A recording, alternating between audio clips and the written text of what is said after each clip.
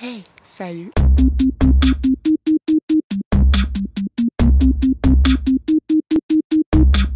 À votre avis, pourquoi j'ai lancé les vlogs? 3 réponses possibles. 1. Parce que je suis un être exceptionnel qui mérite largement une télé-réalité, enfin une YouTube-réalité sur moi. 2. Parce que je peux me faire beaucoup d'argent avec mes chats trop mignons. 3. Et parce que j'ai envie de montrer que freelance ne rime pas avec chômage, que entrepreneur ne rime pas avec fille ou fils à papa. Et puis comme ça, j'ai plus vraiment besoin de raconter ma vie à mes proches. Ils se connectent régulièrement sur la chaîne YouTube et puis c'est fait, c'est résumé. Moi, je suis tranquille. Et maintenant, Titi, ne regarde pas la suite. Quand est-ce que j'ai eu l'idée de vlogger? Encore 3 réponses possibles. 1. Lors d'un dîner en tête-à-tête le long de la Seine avec Didi. 2. En maternelle, quand Guillaume nous apprenait la chorégraphie de Barbie Girl. Ceci est une histoire vraie. 3. À la suite d'un date Tinder avec un youtubeur. À vous de deviner. Oui, j'avoue.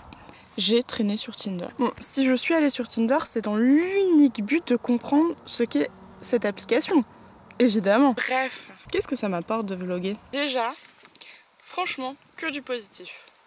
Si on oublie les quelques heures de sommeil que j'ai supprimées.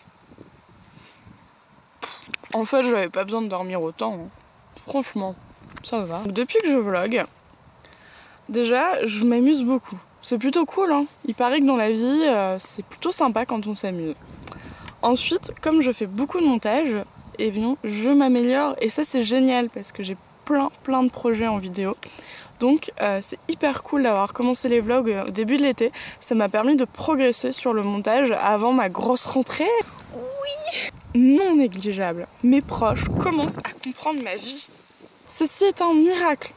Pour tous les freelances qui regardent, vous le savez, c'est compliqué d'expliquer à quoi ressemblent nos journées, que oui, c'est un vrai métier. Autre avantage, les professionnels avec qui je travaille déjà, par exemple avec mes blogs, comprennent mieux ce que je fais aussi, découvrent toutes mes compétences et du coup j'ai plus de propositions de travail. Et ça, c'est cool.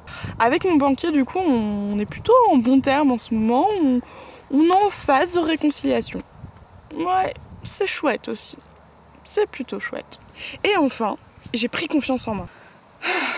Pour les besoins des vlogs et des vidéos, j'étais obligée d'affronter beaucoup de peurs. La première, ça a été d'assumer mon envie d'être sur YouTube. C'est assez bizarre au début d'expliquer un peu à ses proches qu'on a envie de se mettre en scène en fait. Bon, ça, pour moi, ça a été le plus facile. J'en avais envie, donc il y a un moment, ce qu'ils en pensent, je crois que je m'en fiche complètement.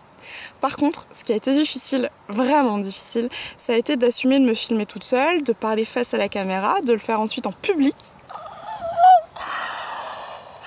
Et puis aussi maintenant de poser la caméra un peu plus loin et du coup de filmer des vidéos comme celle que je fais aujourd'hui, qui est une vidéo à thème où j'ai écrit le gros de la vidéo, de me poser quelque part et de le filmer. Alors cette vidéo, j'ai d'abord essayé de la filmer à Paris, mais il y avait trop de bruit et j'avais très envie de la filmer à l'extérieur pour essayer de mettre un univers un peu neutre autour de moi. Et du coup, je profite de passer quelques jours chez mes parents à la campagne pour la filmer, en espérant que le son soit bon. Je ne suis sûre de rien. Mais en fait, voilà, pour les besoins du vlog, j'ai dû me lancer tout un tas de défis. Et une fois qu'on a réussi 1 défi, 2 défis, 3 défis, et c'est parti. Et depuis, j'ai vraiment repris confiance en moi. Je me suis dit que j'étais comme j'étais et que c'était la vie et que très probablement les gens m'appréciaient pour ce que je suis. Alors pourquoi être intimidée à longueur de temps? Bon. Et pourquoi je vous en parle? Parce que je voulais vous dire quelque chose. Si vous avez un rêve, un projet, une envie, lancez-vous. Oui. Mais si je me plante? Sachez que vous avez très peu de chances de vous planter. Franchement, au pire, vous revenez à votre vie d'avant. Vous essayez quelque chose, ça ne marche pas, et vous reprenez votre vie comme elle était avant. Voilà. Rien n'a vraiment changé. Vous avez essayé. Par contre, à 99%, vous risquez d'améliorer votre vie parce que vous aurez enlevé une frustration, vous aurez réalisé un rêve, vous aurez la satisfaction d'être allé plus loin que ce que vous pensiez. Et rien que pour ça, ça vaut le coup. Et surtout, de toute manière, on n'a pas envie de s'ennuyer dans la vie, je pense. Donc, si vous avez envie de faire quelque chose, même si c'est pas grand-chose, ou alors c'est un projet énorme, allez-y. vous prenez un risque énorme, celui d'améliorer votre vie. Ouais, je sais, ça peut paraître un peu bateau, mais c'est vrai, en fait, essayer quelque chose, c'est très effrayant, mais pas très compliqué. Donc, il vaut mieux essayer, enlever la frustration et être hyper fier de soi. Donc maintenant, vous vous abonnez à la chaîne, là, en dessous. On clique sur s'abonner. Ensuite, on partage la chaîne avec tous ceux qui n'osent pas se lancer autour de vous, avec vos parents. Je sais, j'ai des parents. Je sais qu'ils sont flippés. On y va, on partage.